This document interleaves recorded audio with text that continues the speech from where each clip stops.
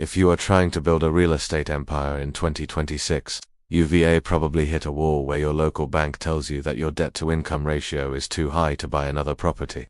But the most successful investors are using their personal income to qualify. They are using the property's income through a DSCR loan. DSCR stands for Debt Service Coverage Ratio, and it is a game changer because the lender doesn't care about your tax returns, your W-2 South, or your personal job history. Instead, they look at one thing: does the rental income from the property cover the mortgage payment? If the house can pay for itself, you're approved. This allows you to close in a business name, keep your personal credit clean, and scale to 5, 10, or 20 properties without the traditional red tape. While the interest rates are slightly higher than a primary residence, the speed and flexibility they provide are how wealth is built in a modern market. If you are ready to stop being a homeowner and start being an investor, let's run the DSCR numbers on your next deal.